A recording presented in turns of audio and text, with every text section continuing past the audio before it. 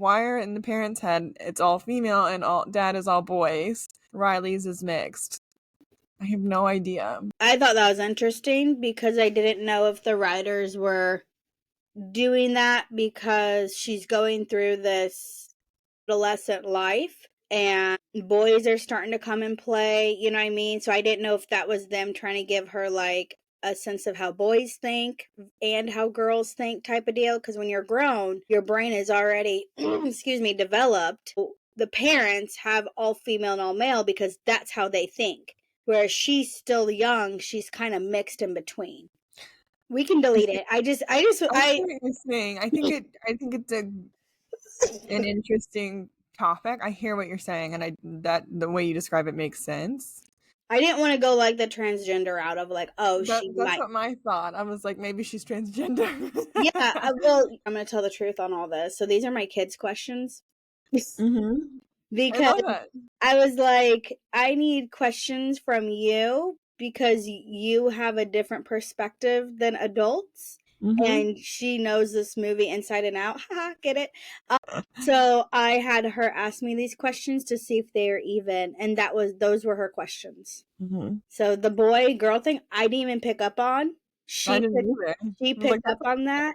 That's an interesting observation. Yeah, and I was like, I'm gonna ask Selena. Like maybe we might talk about it, maybe not. But I was worried because I was like, well, that could be very transgendery, like trying to get her. But I really do think it's because she's growing up and the writers are trying to get her to see both sides. Because if you see it, the anger is a male. Not saying men are angry. I'm not saying that. I'm just saying like the anger is male too, which is very interesting. Right? And then the sadness and happy are the females. Disgust is female. Yes. You think about it like gendering emotions. Yes. Yeah.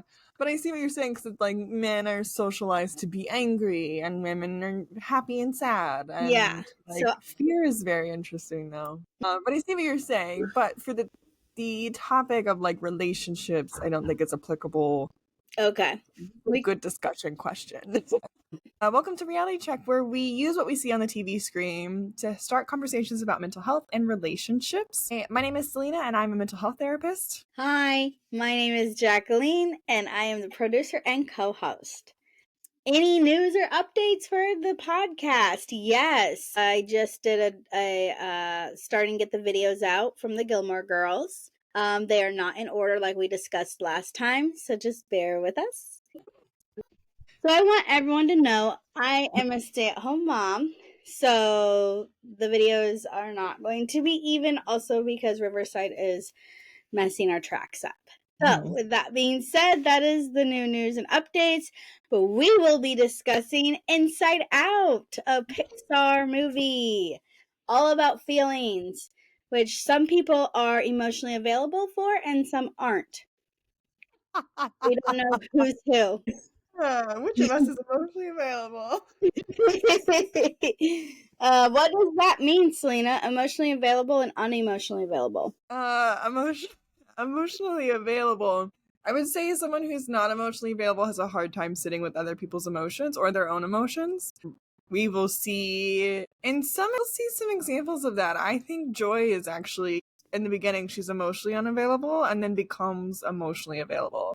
And we'll dive more into examples of what that looks like with our first question. Yes. So here we go. I'm so excited.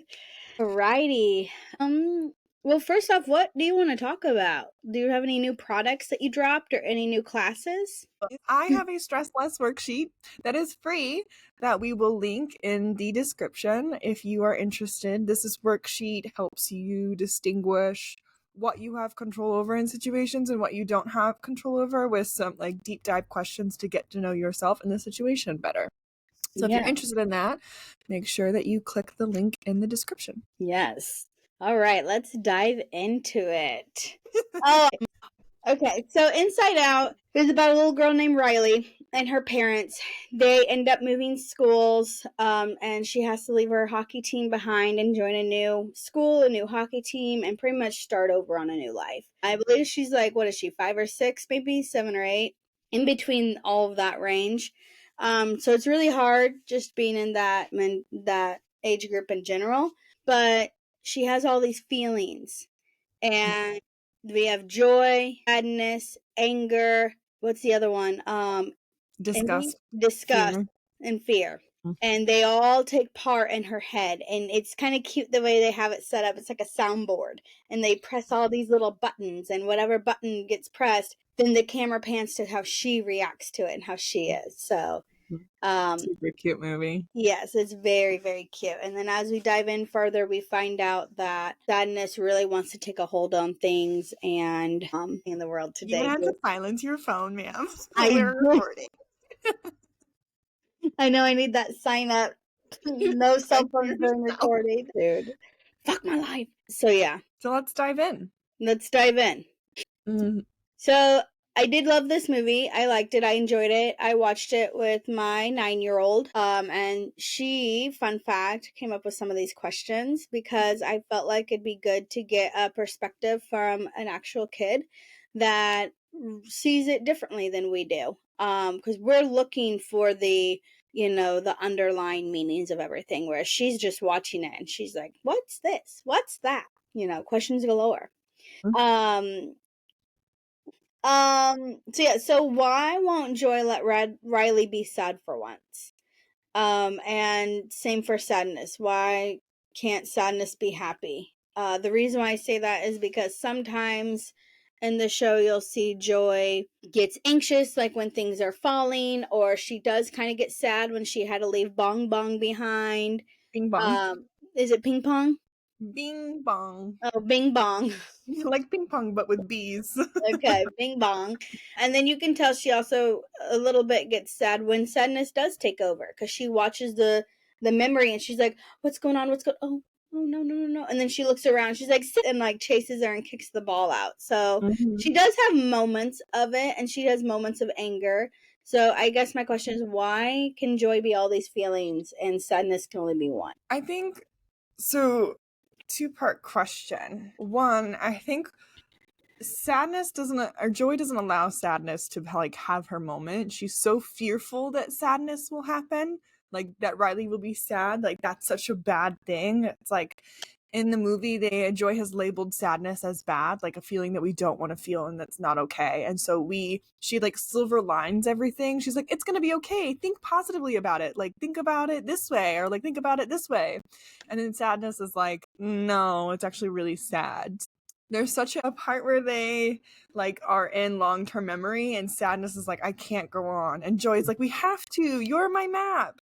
And so she literally drags sadness along. So it's like we can't leave our emotions behind, but we can drag them along and like push them down, like literally like dragging her. Yes.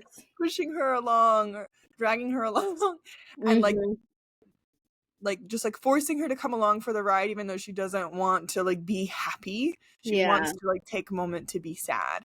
And joy really suppresses the happiness, and as hard as she tries, sadness still happens in Riley's life. And then joy becomes very anxious because she's uncomfortable with sadness. And so this is where we get the emotionally unavailable part. Like joy is emotionally unavailable because she can't feel anything but happy. All these other emotions scare her. And I really love the scene where Bing Bong loses his wagon, and sadness goes over to Bing Bong, and I love what she says. I'm sorry they took your rocket. They took something you loved. Joy is like, don't, what are you doing? You're gonna make it worse. And joy, sadness is like, sorry, right? Like she's like has no self-esteem. She's so bad. I'm sorry. Yeah. But what we see is it doesn't make it worse, right? Like I think we're under this assumption that if we sit in someone's sadness with them, that it's gonna make the sadness worse, and like they're gonna become depressed and like become like depressed. But what we see in Bing Bong and sadness is sadness gives Bing Bong this chance to be sad. And then we see him feel better shortly after. He just needed a moment to feel that. Yeah. And like, okay, I'm ready now. And that's the first time joy is like, it's okay to be sad, right? Like Joy is like learning that she doesn't have to silver line and like try to overpower all the other emotions. Like sadness is okay, and it's okay for us to be sad, and to be sad with someone else doesn't mean that it's going to make it worse. Hardly ever will make it worse. And so if we just give people their moment of sadness, they'll likely move on from that and be okay and Yeah. feel more connected and more valued. Yeah. Yeah, no, I completely agree. I feel like that is the stigma with when people are sad is, okay, let's make them happy now. They're done. Like we got to move on. And it's like, no, people are allowed to be sad. People are allowed to sit in their feelings, and as a friend or husband or wife or whatever relationship you have with your person, it's okay to be there emotionally and mentally for them while they are sad. That doesn't mean you have to be sad and you have to cry with them. But if you just sit there while they cry and hug them and, be available, it can mean the world for them. Mm-hmm. Yeah, sadness does a really good job of empathizing, understanding how Bing Bong feels. Joy did not, and maybe she did, but she didn't want to touch it. She was scared to touch it, like, because it was going to detract from the plan, and then we were all just going to sit there like sadness with our face on the ground. But I think had Joy like sat with sadness in the beginning, they would have been able to get through The the majority long of it. term. Yeah. Yeah. So like if you think about it in that way, the more you ignore your emotions, the longer they're going to sit around and like be under the surface. Yeah. So had Joy allowed sadness to be sad and like empathize with her and recognized her, they probably would have like gotten back to headquarters very quickly. Yeah. Yeah. But she made it harder because she was like, no, stop being sad. And like, that's not helpful. It's not helpful. Yeah. No, they luckily they figured that out later on in life. I do. You're gonna laugh at me. My favorite character, I know we all have our favorites. My favorite character is Anger. I like him. He's so funny. I love sadness. She's hilarious. I like Anger because he just like he's just Anger. But speaking of Anger, why can't Anger just let things go? I mean, that's kind of like not the definition of anger, but that's like anger when it's not processed. What's going on with the anger? Why he's angry, right? We don't ever get a moment of with anger of like, I understand why you're angry with, because anger is mad at parents for not paying attention, right? We can say, I can understand why you're angry. Like that really sucks. And it does make you angry because you want to be seen and you want to be heard. And so one way of being heard is to explode and to shoot fire out of your head or Yes, throw a that's what he tantrum. does. And then people pay attention, right? Generally we get to anger when our needs aren't being met or we're not feeling heard or understood. So then we find ways to be heard and understood. Yeah. Yeah, I just really liked him because it's like when things weren't going right or when things weren't going their way, he's like, I'm next. I want to hit the button. And Joy's like, wait, let her figure it out. It'll be okay. Let so and so do it, or let so and so hit the button. Obviously, it was never sadness, but it was always like, let Joy hit the button, or let Fear hit the button, or anything else. But you and sadness cannot touch these buttons. Because they're two extremes. Yeah. There's never in the middle like the others are. Yeah, more suppression. Everyone, like, don't be angry, don't be sad. We can only be happy. Yes. We can only be happy. Happy or scared, but then be happy again after you're scared because you got through it. Yes. Yeah. Yes. Yeah. No, an excellent segue into our next. Yeah. Yes. I do want to talk a little bit about Riley's parents and how they react to her emotions. I'm a parent myself. I feel like they didn't react like they probably could have in a different way. Like they should have, I feel like they should have prepped her more for this move and for what's about to change. And I have personally gone through this with my kid when she was younger, and it's very hard to be there for them when they're trying to create a new team or new friends or new everything. Little small story about me. I remember when we moved from one school to another, one house to another, and for 2 to 3 weeks, it was pure sadness in the house. It was crying because she couldn't make new friends. She could have. She chose not to. We found out later. It was crying because she's not going to see her old friends. So that meant me as a parent had to work harder to gain that parent-to-parent relationship with her friends, to have weekend play dates. Just a lot of sadness, a lot of what ifs. What if I don't make friends? What if my grades aren't as good? What if this? What if that? And as a parent, I had to be emotionally available. I couldn't just say, you'll be fine, go to school, enjoy. Which I feel like her parents, they were there for her, but I don't feel like they were fully there. Like, they were like, okay, go on, enjoy. And they're like, how's your day, sweetie? Mine was great. And she's like, I mean, I don't want to bring you down, but I guess if yours is great, mine was fine, you know? And the dad, he's only there for her, in my opinion, through sports. Like, I don't think he emotionally was there for her, but he was there for her when it came down to hockey. When it came to hockey, he's like, what's up, bud? You couldn't make a new hockey team? Like, we'll figure it out, you know? Like, that's just a fraction of the picture. Such a stereotypical dad role to like bond over something to do, but not emotionally. Yes. I think her parents hit or miss with being there for her emotionally. There was a scene where mom and daughter went and got pizza, and the pizza had broccoli on it. And they were both like, mom could tell that Riley was upset. And so mom had mentioned like, yeah, this pizza is not good. Like, remember that time we had the soup that the spoon stood up? Like, haha, that was funny, right? So she's like leveling with her daughter and understanding like, these things happen. It's silly and it is sad and it's okay to miss like pizza without broccoli. Then, but then what I noticed was when they moved, they didn't have the boxes yet. The moving truck wasn't there. It was going to get delayed. The parents were arguing. You can see the fear in Riley's face. And so to make them happy, she begins to play hockey. She knows how to connect with her parents. Her parents love hockey. And so she does that to make them stop fighting. Yes. Her parents didn't see, and this is going to happen, right? Like, we can't be perfect parents. We're going to mess up and we're not always going to see our kids' emotions. But we see this pattern a couple times in the movie of her being goofy to make her parents happy. Right. Or she's like, the way she's the happy girl, right? Like, yeah, that's nice, but there's these underlining messages that she's receiving that she always has to be happy. And so she does. She's always happy to make her parents happy. And so she's becoming a people pleaser at a very young age. She's pleasing her parents.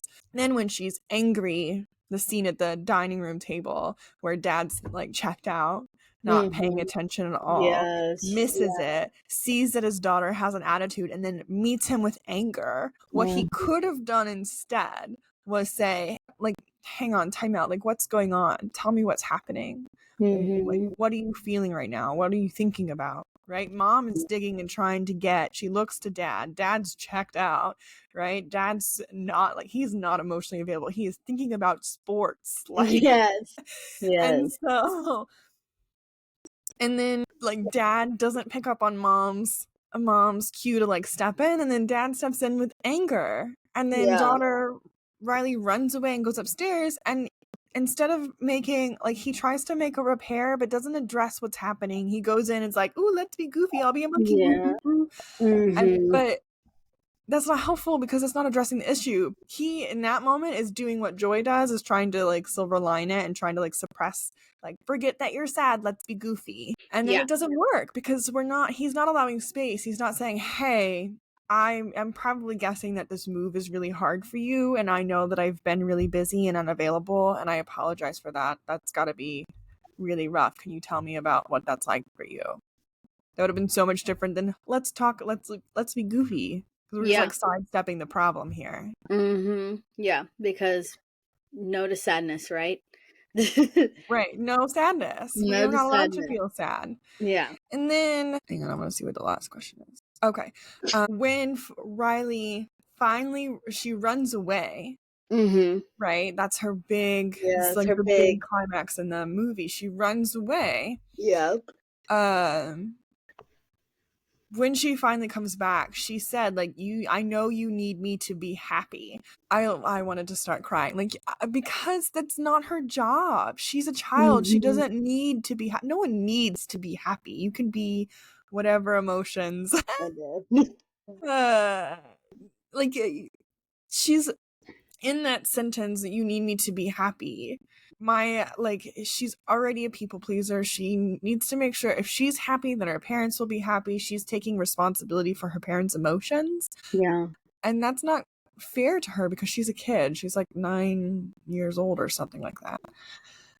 But what I do enjoy in this moment, unfortunately, it had to get to this, like, her wanting to run away, is how she just needs to be seen. She just needs to know that she's sad, and it's okay for her to be sad, and for her to miss her hometown. And they were able to have a moment together of like, yeah, we all miss Minnesota. And so we see in her face, it's like she's allowed to be sad, and then there's like this relief of like, okay, I'm not in this by myself. Because I think she felt so alone, like no one understood her. And so she's like, screw this, if no one understands me, I'm gonna run away. Yeah. No, I agree. I feel like her running away, like you said, was the big focal point of the movie, and it also brought a lot of people together because they had to work hard to get her back to where she should be, mentally, emotionally, and physically. But if this continues as a pattern, if she has to display big actions or big emotions to get her parents' attention, she will either she'll likely develop some sort of mental health disorder. I'm thinking specifically like BPD. People with borderline personality disorder have to display big emotions to get the attention that they need. Of course they do. And that likely happened from misattunement as a child. So they learn through repetition. But every time, so if this is not repaired in a correct way, Riley will continue to run away. She'll probably start drinking. She'll probably start doing drugs, other reckless activities, and it'll just escalate because she's not getting her needs met. Right. That's interesting. Mm-hmm. I do want to talk about her personalities, all the personalities she had, because Riley's personality island going down to me is a red flag. And I think it's interesting that the movie even hit on her personalities. You know what I mean? Like touch base on all the little islands, because we all do have different personalities when we're with certain friends, or when we're with our parents, or when we're with, whatever sport we're playing. It's like, it was just interesting that the writers even thought to checkmate on that. Yeah, they were like visual representations of sections of her personality or her values. So like, one was hockey, one was goofy, one was honesty, one was family, and one was friends. And as we see time goes on, she stops being goofy first, right? Red flag number one, something's wrong with her. If she's not being goofy, that's not her normal self. Something's going on. She disconnects from her friends. Okay, something's going on. She stops playing hockey. Okay, something is going on. Like, that's a big one. That's a visible one. Then she stops being honest. She steals money from her mom, and she's running away from her family. These are all red flags for her that could have been seen by her parents had they been paying attention to notice, like, something's going on with my child. Yeah. And so something for us to notice is like when parts, and not to say that like these things can change. Maybe she grows out of her goofiness and becomes a little more serious as she gets older, right? That feels a little normal, but there's still like some sense of goofiness that's there.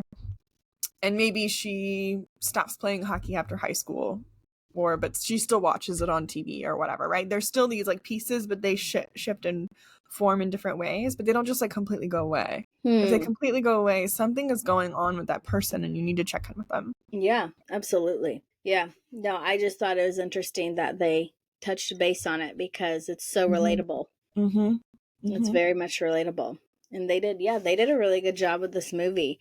Before we wrap up, I want to say like a little snippet. The credits when they were showing the different people's brains. Yes. For me, that was so funny, and also an excellent representation of how we all present ourselves is very different than what's going on inside of us. Yes. In many different forms. Like the little boy, when he sees Riley, he's like, girls, girls, girls. Yeah. Yeah.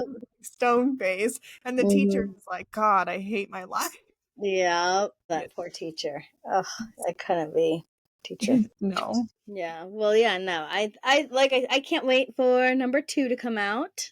Riley will be a teenager. That next emotion is coming in play. Anxiety. Yes, I'm excited.